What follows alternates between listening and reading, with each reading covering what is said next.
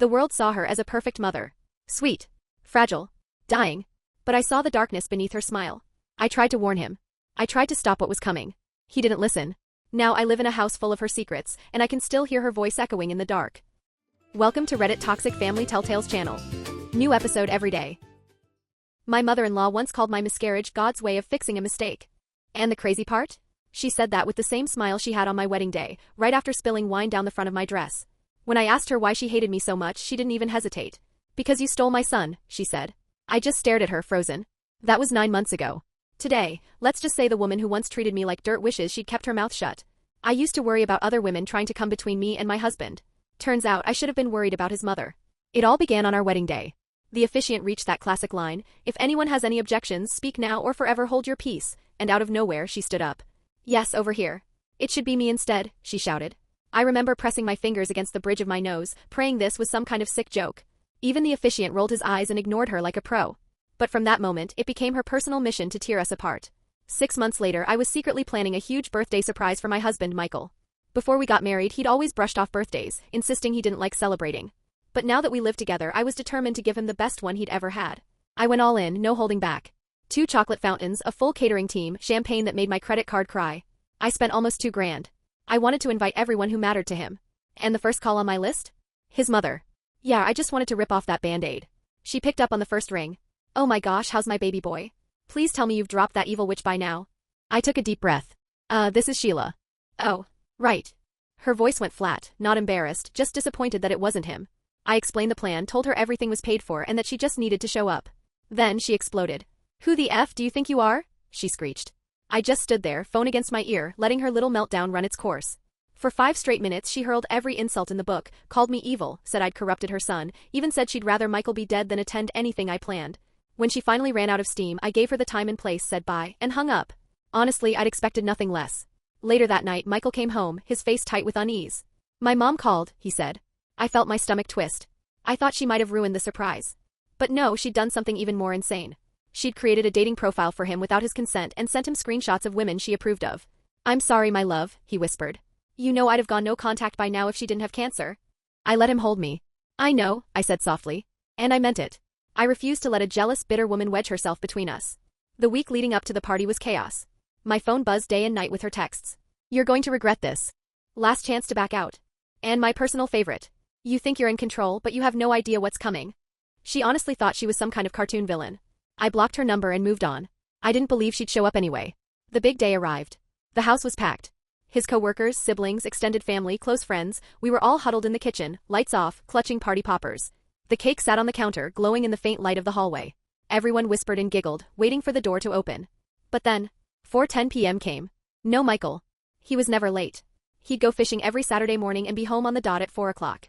By 4:30, dread was twisting through my chest like barbed wire. That's when the call came. Not from him. From the police. I hit speaker. The officer's voice was calm. Too calm. They'd found Michael on the side of the road. Car accident. He was gone. A sound I didn't even recognize ripped out of me. I clawed at my chest as if I could dig the pain out with my bare hands. His family collapsed. People screamed. Someone grabbed the phone. The officer kept talking. We checked security footage. A Toyota Corolla intentionally hit his car and drove off. Do you know anyone who might want to hurt him? The grief in my chest burned away. What replaced it was pure, white-hot rage. I knew exactly who would. The next hours were a blur. Justin, his brother, took over talking to the cops. His sister Anna was sobbing on the floor. I just sat there, numb, surrounded by party decorations that now looked like a twisted joke. The cake with "Happy Birthday Michael" written in blue icing stared back at me like a cruel punchline. The following days melted together. I barely ate. People kept bringing food and it all just sat there untouched. Justin and Anna moved in, helping with funeral arrangements, paperwork, endless phone calls. When the police came back for more questions, I showed them everything, her messages, her threats. But Officer Parker just flipped through his notes and said, "Mrs. Reynolds owns a silver Honda Civic, not a Toyota Corolla. And her phone records show she was at home during the time of the accident." I felt something snap inside me. She could have borrowed a car. Or hired someone. My voice was shaking, loud. Justin squeezed my shoulder to steady me, but my blood was still boiling. "We're investigating all possibilities," Parker said. "We'll need you to come in tomorrow for a formal statement." When they left, I collapsed onto the couch. Anna sat beside me, pressing a warm mug of tea into my hands. "I know what you're thinking, Sheila," she whispered. "And I agree. Mom's always been unstable.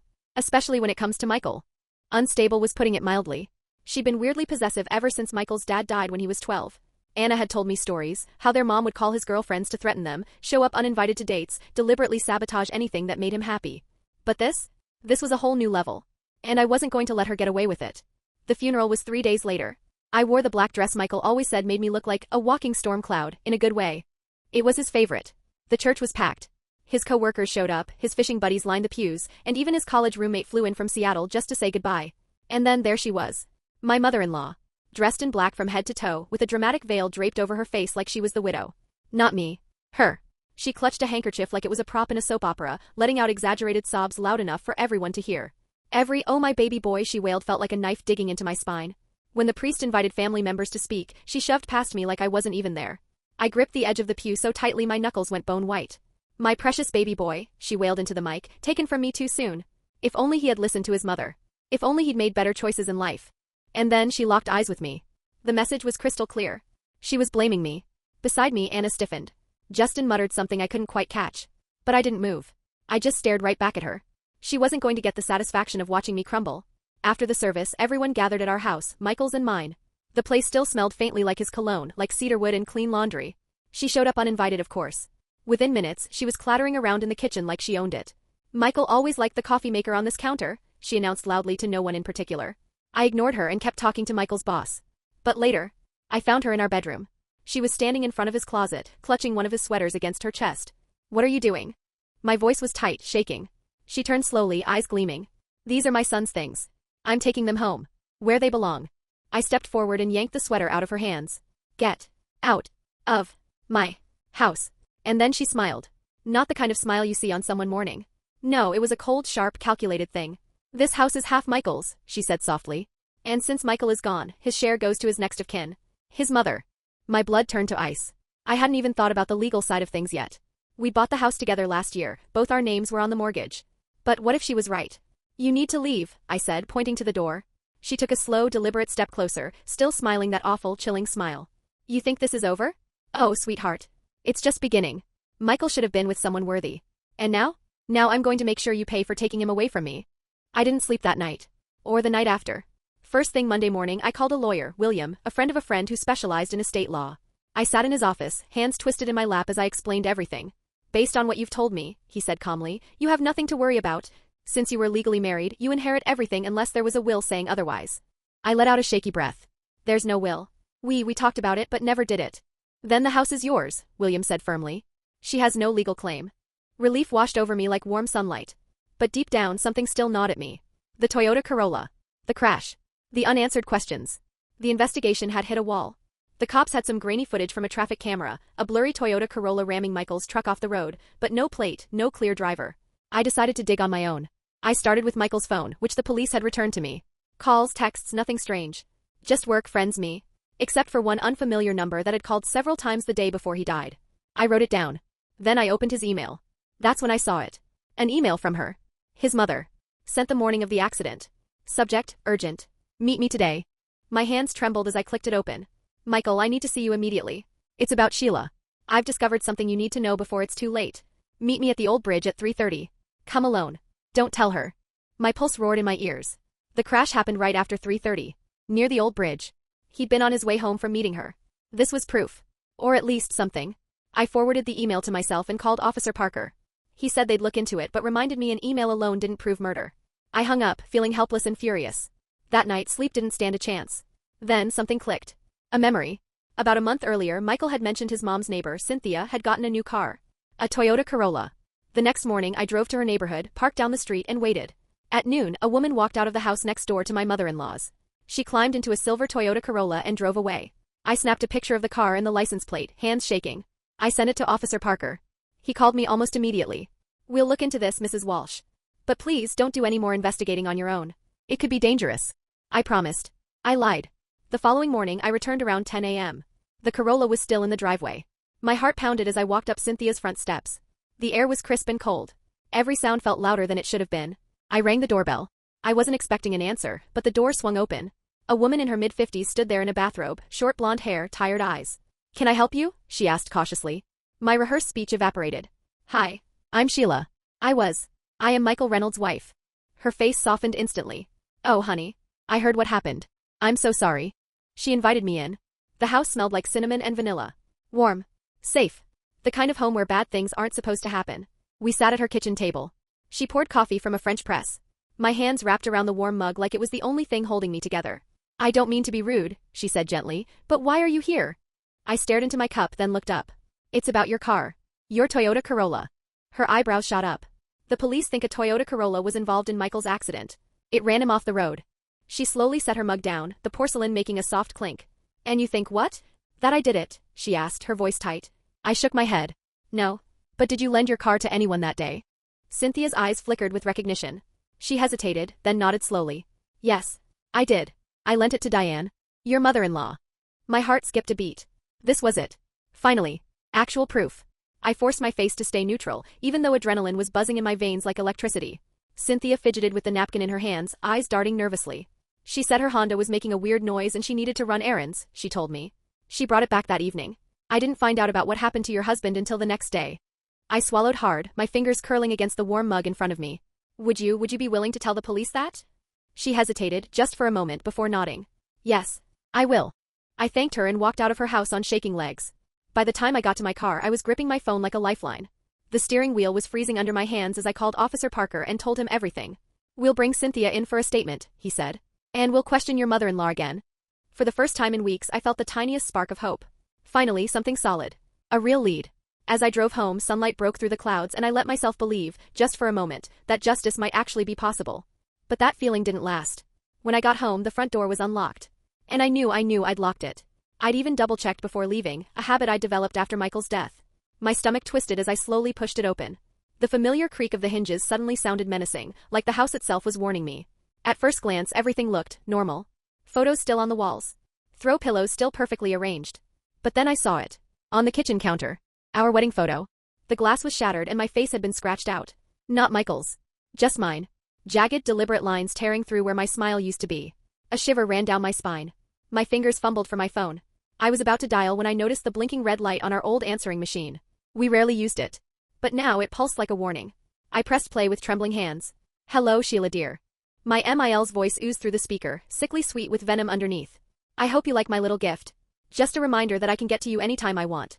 The police won't help you. No one will believe you over a grieving mother with cancer. Back off now or things will get much worse. The message ended with a click that echoed in the silence. My blood ran cold. When Officer Parker arrived, I played the message for him. His face tightened. No more polite nods this time, he was taking it seriously. He called in the forensic team immediately, ordering them to dust for prints and collect everything. We'll increase patrols around your neighborhood, he said firmly. But Sheila, I think it's best if you stay somewhere else for a few days. She's escalating. That night, Justin and Anna came over without hesitation. Justin changed the locks. Anna helped me pack. Her quiet presence, folding my clothes, zipping my overnight bag, was a small, fragile comfort in the chaos. I moved into their apartment that evening. I lay on their pull-out couch, staring at the ceiling. Every unfamiliar sound made my heart jolt, the hum of the elevator, footsteps above us, pipes shifting in the walls. And through it all, her words looped in my head. No one will believe you over a grieving mother with cancer. What if she was right? What if I was fighting a battle I could never win? The doubt seeped in like fog, quiet but suffocating. The next morning, my phone rang. It was William, my lawyer. But his voice wasn't steady this time. Sheila, he said, tension lacing his words, we have a problem. Your mother-in-law filed a petition to contest the inheritance. She's claiming Michael told her he wanted to divorce you and change his will. My stomach flipped. That's a lie. My voice cracked.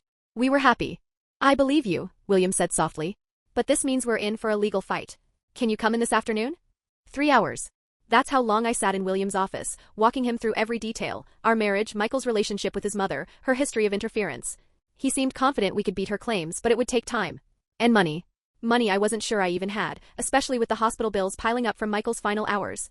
When I left his office, the sunlight was harsh, almost mocking. No warmth reached me. Just cold. When I got back to Justin and Anna's, they were waiting. Anna's eyes were red-rimmed. Justin was pacing. Mom called, Anna said, twisting her wedding ring. She's telling everyone you were cheating on Michael. That's why he was upset the day he died. The words hit me like a punch to the gut. That's insane, I choked out. I never cheated on him. Justin raised a hand. We know. But she's convincing people. Uncle Kevin called me asking if it's true. The next few days were hell. She was on a full-blown smear campaign. Calling relatives. Spreading lies. Poisoning everything. At the grocery store, a woman I used to chat with in the produce aisle gave me a look like I was something she'd scrape off her shoe. Someone left a note on my windshield, cheater, scrawled in angry red ink, like a scarlet letter fluttering in the breeze. And meanwhile, the police investigation felt like it was stuck in quicksand.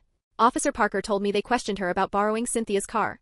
She admitted it, but said she'd only used it for a pharmacy run. They couldn't prove otherwise. The traffic cam footage was still too grainy. A silver Corolla, yes. But no clear face. No license plate. No smoking gun. She was still out there. And she was getting bolder. I was running out of hope. Every new obstacle she threw at me chipped away at the little strength I had left. And then, out of nowhere, my phone rang. It was Elijah. Michael's best friend. We hadn't talked much since the funeral. We were both too broken for words. Sheila, he whispered, voice tight. I need to talk to you. In person. It's about Michael. We met at a small coffee shop downtown. It was the kind of place Michael used to love, dim lighting, soft jazz humming in the background, the smell of espresso clinging to everything. Elijah looked like he hadn't slept in weeks. He kept glancing over his shoulder, fingers clenched around an untouched black coffee. When he finally spoke, his voice was low and shaking. Michael called me the day he died. He was upset. Said his mom told him she had proof you were planning to leave him. The words made my stomach twist. That's completely false, I hissed, lowering my voice when I noticed people at the next table looking over. I know, Elijah said quickly. I told him she was lying. But she wouldn't let it go. She said she had emails, evidence. She convinced him to meet her so she could prove it. My heart pounded in my ears. This matched exactly with the email I'd found, the one that lured him to the bridge. The puzzle was finally coming together, piece by horrifying piece. There's more, Elijah added, voice dropping even lower. Michael had been recording her. For months. He was planning to file for a restraining order. He had audio, threats, manipulation, everything. He kept it all on a USB drive. For the first time in days, I felt something other than fear. Hope. Do you know where it is? I asked, leaning in. In his truck, Elijah said. Hidden compartment under the seat. The truck, sitting in the police impound lot. I thanked Elijah, barely remembering how I got to my car. My hands were shaking as I dialed Officer Parker. I told him everything about the recordings, the USB, Michael's plan. To my surprise, he didn't hesitate. I'll check the truck now. Meet me at the station in an hour. That hour stretched on like a lifetime. I paced the sterile police station waiting room, checking the clock every 2 minutes. The buzzing fluorescent lights made the beige walls feel even more suffocating. Finally, Parker walked out. In his hand was a small plastic evidence bag. Inside, a black USB drive. Found it exactly where you said it'd be, he said, his face serious. We'll need to review the files. Can I listen too? I asked, almost breathless. He hesitated, then nodded. We went into a cramped side room with a single computer. When Parker plugged in the USB and clicked the first audio file, Michael's voice filled the air. Tears stung my eyes instantly. Mom, you need to stop this. Sheila is my wife now. She'll never love you like I do. His voice was tired but firm. I could hear the weariness in it. How many times had he had this same fight with her? Then her voice. Sharp. Venomous. She's using you. I've seen the way she looks at other men. That's not true and you know it. This has to stop. If you stay with her, you'll regret it. I'll make sure of it. File after file played, some of her begging, some of her threatening. Months worth of twisted conversations. But the last recording, that one changed everything. Mom, I'm not meeting you tomorrow. I'm done with these games. You'll meet me if you want to keep your precious Sheila safe. Are you threatening my wife? I'm saying accidents happen, Michael. Terrible accidents. Unless you leave her, you never know what might happen. The threat hung in the air like a storm cloud. My whole body went cold. Parker paused the audio. His face wasn't skeptical anymore. It was hard and focused. This changes everything. I'm getting a warrant for her arrest. For the first time since Michael died, I felt a wave of relief. This was it. She couldn't talk her way out of this. Not anymore. But that relief didn't last. When the police went to arrest her, she was gone. Cynthia told them she'd left that morning with a suitcase, saying she was going to visit her sister in Florida. The house was a mess, drawers left open, clothes strewn around. She'd fled. The police issued an APB. But knowing she was out there, angry, cornered, dangerous, made my skin crawl. I moved back home that night despite Justin and Anna's protests. I needed to be surrounded by Michael's things. His scent still lingered faintly on our pillow. I double-checked every lock. Every window. My hands were trembling as I slid into bed. But sleep found me anyway, until the sound of breaking glass ripped me out of it. 3 a.m. My heart slammed against my ribs as I bolted upright. Someone was inside the house. I grabbed my phone and ran to the bathroom, locking the door behind me. 911, I whispered to the dispatcher, crouching in the bathtub. Someone's breaking in. I think it's my mother-in-law. She threatened to kill me. Stay hidden. Officers are on their way, the dispatcher said calmly. But nothing could calm me in that moment. I grabbed the first thing I could find in the drawer, a pair of scissors. My palms were slick with sweat as I gripped the cold metal. I could hear footsteps. Slow. Deliberate. Creak. Creak. Creak. They stopped outside the bathroom door. Then her voice. Soft. Almost sing-song. I know you're in there, Sheila. Come out and face me. It was her. My mother-in-law. And she'd finally come for me. I stayed perfectly still, pressing myself against the cool tile as if the wall could swallow me whole. My chest burned from holding my breath. You took my son from me, she snarled from the other side of the door, her voice hardening with each word. You turned him against his own mother, and now you're trying to frame me for his death. The doorknob rattled. Once. Twice. Then violently. She was trying to get in. I could hear her breathing, ragged, uneven, just inches away. The police are coming. I called out, forcing my voice to sound stronger than the panic clawing at my throat. She laughed. That laugh, it was high-pitched, wild, completely unhinged. By the time they get here, she hissed, it'll be too late. Just like it was too late for Michael when I ran him off that road. My blood went ice cold. She just admitted it. My trembling fingers fumbled for my phone. I hit record, praying to God the audio would save me if I didn't make it out of this bathroom alive. Why? I demanded, louder this time. Why would you call your own son that day? I didn't mean to kill him, she screamed back, her voice cracking. I just wanted to scare him. Make him realize what a mistake he was making with you. But he swerved too hard. It's your fault, really. If he hadn't married you, he'd still be alive. The sound of metal scraping made my stomach twist. The lock was turning. She'd figured it out. I backed against the shower, raising the scissors in my hand like some flimsy shield. My heart was pounding so hard it felt like it might burst. The door swung open. And there she was.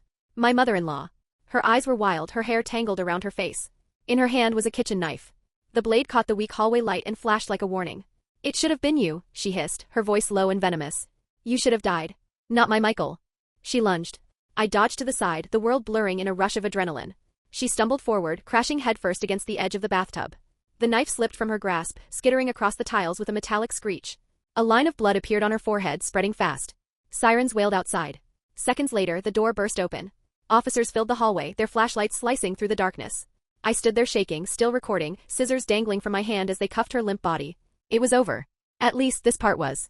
The next few hours blurred into a storm of flashing lights, questions, and paperwork. I sat wrapped in a scratchy gray blanket while officers documented everything. My phone recording was entered into evidence. She was taken to the hospital under police guard. By the time the sun rose, I was running on fumes. When I finally made it home the next day, Anna and Justin were waiting for me. Anna pulled me into a fierce hug, and Justin squeezed my shoulder. It's over, I whispered, sinking into the couch. They're charging her with Michael's murder. Anna sat down beside me, her warm hand closing around mine. Sheila, there's something you need to know. About Mom's cancer. I blinked at her. What about it? Justin's face was grim. She doesn't have cancer. She never did.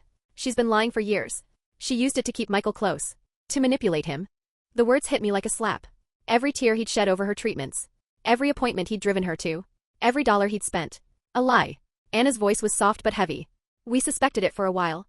But we confirmed it when we found her medical records after she ran. There's no diagnosis. Nothing. My stomach twisted with a sickening mix of fury and relief. Fury that she'd built her control on a lie.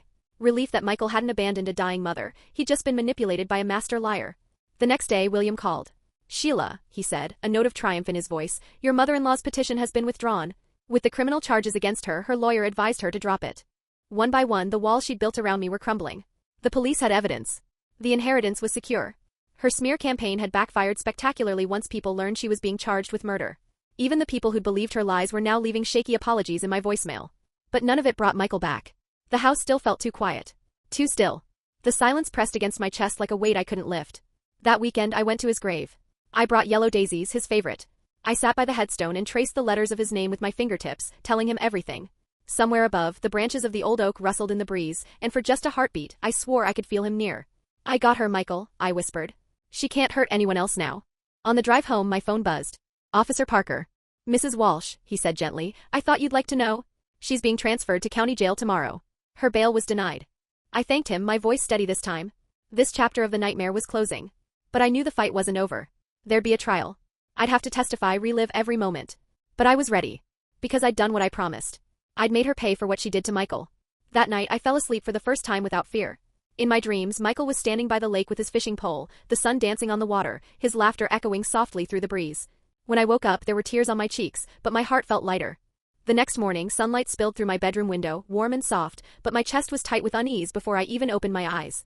When I finally reached for my phone, I saw several missed calls from Justin. A cold knot formed in my stomach as I hit redial. Sheila, he answered immediately, breathless, voice tight with urgency. You need to turn on the news. Now. I fumbled for the remote, the TV blinking to life just in time to catch the bold red banner across the screen. Breaking news. A reporter stood outside the county jail, her tone somber. There was an incident during the transfer of Diane Reynolds. I froze. The reporter continued, her voice steady but grim. During processing, Ms. Reynolds managed to grab an officer's firearm during a moment of confusion. There was a struggle with several officers, the gun discharged. Ms. Reynolds was pronounced dead shortly after. My mother-in-law was gone. The screen flashed images of ambulances, flashing red and blue lights, police swarming the building. Witnesses were giving statements. The chaos on the TV felt surreal compared to the dead silence filling my living room. I sat there, staring blankly at the screen. I didn't even realize my hands were shaking. Justin and Anna came over a few hours later. We sat in my living room, the afternoon sun spilling in, turning the air golden. But the warmth didn't reach us. Do you think she did it on purpose? Anna whispered, voice raw. To avoid prison? I stared into my mug of tea, watching the steam curl like smoke. Maybe. Or maybe she couldn't live with the world finally seeing who she really was. That image of the perfect mother was everything to her. None of us had a real answer. Relief. Anger. Bitterness. Emptiness. All of it swirled together, a storm I couldn't name. But later that evening something shifted. We started talking about Michael. Not the tragedy. Not her. Him. His awful dad jokes. His obsession with weird documentaries about bees. The way he'd burn toast every single morning and still insist it was extra crispy. For the first time in months, laughter filled the room. Genuine. Unforced. It felt like sunlight breaking through storm clouds. As they were leaving, Justin handed me a small box, worn and soft at the edges. We found this in Michael's desk at work, he said quietly. It's addressed to you. My hands trembled as I opened it. Inside was a folded letter in Michael's neat handwriting and a small velvet pouch. My dearest Sheila. If you're reading this, something has happened to me. I've been worried about Mom. She's getting worse, more obsessive, more dangerous. I'm planning to cut contact completely. Cancer or no cancer. But I want to make sure you're safe. In this pouch is a key to a safe deposit box. Inside you'll find everything she's done. Use it if you ever need to. I love you. Always. Michael. The words blurred through my tears. I opened the pouch and a tiny silver key dropped into my palm. Even in death, he was still protecting me. The next morning I went to the bank. My hands shook as I unlocked the safe deposit box. Inside was a thick stack of folders, printed emails, photos, and a USB drive labeled backup. Evidence. All of it. Threats. Harassment. Financial fraud. Property damage. Years of manipulation neatly documented in Michael's quiet, meticulous handwriting. I brought it all to Officer Parker. I know she's gone, I said softly, placing the box on his desk. But I want the truth recorded. I want it known who she really was. Parker opened the files, his jaw tightening. This would have made our case airtight, he said quietly. He was protecting you long before this happened. And I knew he was right. In the weeks that followed, I slowly began to rebuild the life she had tried so hard to shatter. I went back to work. I let my friends coax me into dinner plans. I sorted through Michael's things, some to keep, some to let go. Every shirt, every book, every photograph carried a weight, but touching them didn't hurt as sharply anymore. Justin and Anna stayed close, checking in constantly. Michael's friends invited me out, reminding me I was still part of their world. Piece by piece, something like a new normal began to take shape. One night as I was flipping through a box of old photos, I found one I'd never seen. Michael as a teenager. His arm around a girl with long dark hair. Both of them grinning at the camera, all awkward youth and summer light. On the back, in his handwriting. Me and Lauren, junior prom. Mom destroyed the negatives but missed this copy. My throat tightened. She'd been controlling him for so long. Long before I came along. But he'd chosen me anyway. He'd fought for us. And even after death, he'd made sure I had everything I needed to fight back. The next day, I visited his grave again. The wind was cool, threading through the trees as I knelt down. I placed the prom photo at the base of his headstone, weighing it with a smooth stone so it wouldn't blow away. I found this, I whispered. I wish I'd known everything you went through. But she can't hurt anyone anymore. And I'm going to be okay. As I stood up, the wind carried through the cemetery, gentle but strong. The weight in my chest, anger, grief, vengeance, finally loosened. I walked away not as someone running from pain, but as someone finally stepping out of its shadow. And for the first time I could almost hear Michael's laugh, light free, carried on the wind. I really thought that was it. The nightmare was supposed to be over. Michael was gone. My mother-in-law was dead. And for the first time in months I was finally breathing again. But life has this twisted way of throwing curveballs just when you start to find your footing. About 3 weeks after Diane's death, I got a call from an unknown number. Normally I would have let it go to voicemail. Probably another robocall about my expired car warranty. But something in my gut told me to pick up. Hello, is this Sheila Walsh? A woman's voice asked. She sounded hesitant, nervous. Yes, I said slowly. Who's this? My name is Piper Dawn's son, she replied. I think we need to talk. It's about Diane Reynolds. My heart clenched at the sound of that name. Diane Reynolds. No one had said her full name in weeks. People avoided it, as if speaking it might summon the darkness she left behind. What about her? I asked carefully. I was her roommate in college, Piper said softly. We kept in touch over the years. She sent me a package before she died. She asked me to deliver it to you. For a moment I thought I'd misheard. A package? From Diane? Even in death, she'd somehow found a way to reach out. We agreed to meet at a busy coffee shop downtown the next day. I told Justin about it beforehand, just in case this was some elaborate nightmare waiting to happen. He offered to come, but this felt like something I had to face myself. I promised to keep my phone on and check in. The coffee shop was buzzing when I got there, clinking mugs, espresso machines hissing, soft chatter filling the air. The kind of noise that made me feel safer. More grounded. I ordered a latte and sat near the window, my eyes glued to the door. Piper was easy to spot. Tall, thin, with streaks of gray in her dark hair. Nothing like Diane, thank God. I don't think I could have handled seeing a ghost of her walking toward me. Sheila? She asked gently. I nodded. She sat down across from me and placed a small brown package between us. About the size of a paperback. Neat, unassuming, and yet it felt heavier than anything I'd ever held. I'm so sorry for what happened, Piper said, fingers fidgeting with her coffee cup. I had no idea what Diane was capable of. None of us did. I just stared at her. What was I supposed to say? Thanks for noticing she was a monster decades too late? She wasn't always like this, Piper went on. In college she was intense. Possessive. But not dangerous. When did you last see her? I asked, still eyeing the package. About 5 years ago. After her husband died, she changed. She became obsessed with Michael. I tried suggesting therapy, but she shut me out. Then, a year later, she called me again. She talked about you, about Michael's new girlfriend. She sounded accepting. I let out a bitter laugh. Yeah. That didn't last long. Piper's face flushed with shame. I realize that now.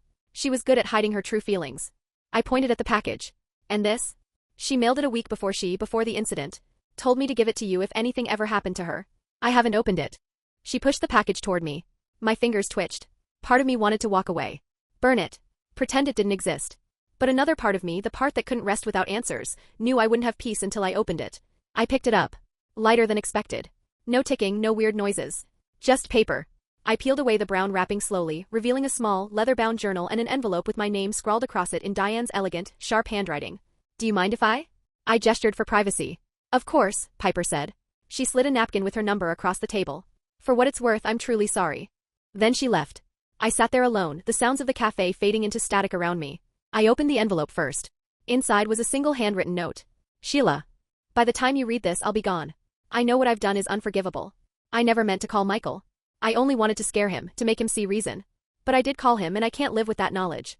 This journal explains everything. Not as an excuse, but as an explanation.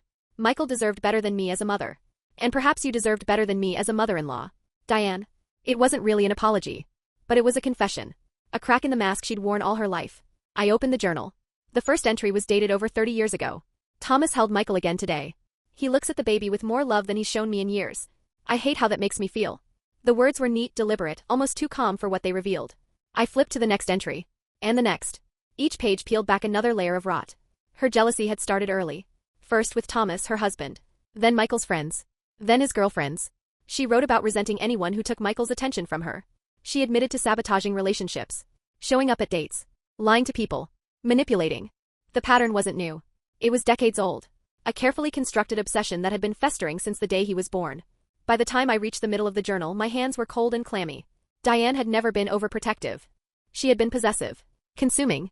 Like Michael belonged to her and only her. And I was just the final obstacle. The one she couldn't tolerate losing to. The journal was a map of madness. Every page peeled back a new layer of control, manipulation, and quiet cruelty that had shadowed Michael's entire life. She'd written about Lauren, his high school girlfriend. How she'd driven her away by feeding Lauren lies, calling her at home, making her believe Michael was cheating. Then came college. She'd impersonated school administrators to get his roommate transferred to another dorm, leaving him isolated. When Michael had tried to move across the country at 22, she'd faked cancer for the first time. Just to keep him from leaving her orbit. The most recent entries were about me. She detailed every failed attempt to break us up before the wedding, how she'd planned to fake a medical emergency on our honeymoon, anything to make Michael rush home. And then came the last entries. The rage. The fixation. I'll make him see. I'll show him she's a liar. He'll come back to me when he sees who she really is. She described showing him fake evidence of me cheating. And then, I just wanted to scare him, to make him pull over so we could talk. But he swerved too hard. The truck rolled. I saw it happen and I just drove away. I killed my baby. My baby is gone and it's my fault. Reading those words, my hands went cold. The cafe around me blurred into background noise, people sipping lattes, typing on laptops, laughing with friends. A normal world I'd never fully stepped back into. My mother-in-law hadn't just snapped. She'd been unraveling for decades. That night I showed the journal to Justin and Anna. We sat around my living room, silent except for the soft rustle of pages as they read. Anna covered her mouth at one entry, her eyes shining with tears. Justin let out a bitter laugh at another, as if trying to keep from screaming. I had no idea it went back this far, Anna whispered. I knew she was possessive, but this is something else entirely. Justin's voice was quiet. All those times she meddled. I thought she was just being mom. I never saw how planned it all was. The next day, I brought the journal to Officer Parker. It wouldn't reopen the case. Diane's death had closed that chapter legally, but I needed it to be on record. The whole truth. Parker skimmed the pages, his brow furrowing. This kind of obsession is rare, he said softly, but not unheard of. Some parents develop unhealthy attachments. Most never go this far, though. The weeks that followed were different. I started noticing pieces of Michael's life she had stolen without him even realizing. A letter from a California grad school, offering him a full scholarship. A printed email from a recruiter in New York. Little traces of the future he could have had if she hadn't kept clipping his wings. It broke my heart. But it also made me see how strong he'd been to choose me despite her iron grip. One quiet afternoon while cleaning out Michael's desk, I found a small velvet box pushed into the back of a drawer. Inside was a sapphire necklace and a note in his handwriting. For Sheila. Happy first anniversary. Our anniversary would have been in 3 weeks. He'd already bought my gift. I sat on the floor of the office, holding that necklace like it was the last piece of him I had left. The grief came in waves, hard, relentless, but underneath it was something softer. A kind of love that even death couldn't crush.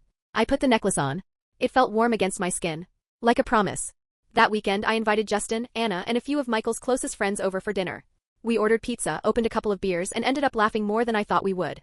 We told stories. Stupid, sweet, ridiculous stories. About Michael burning toast every morning no matter how hard he tried not to. About the time he got lost in his own neighborhood after a fishing trip. About how he'd once declared war on a squirrel that kept stealing from his bird feeder. It wasn't about the tragedy anymore. It was about him. Who he really was.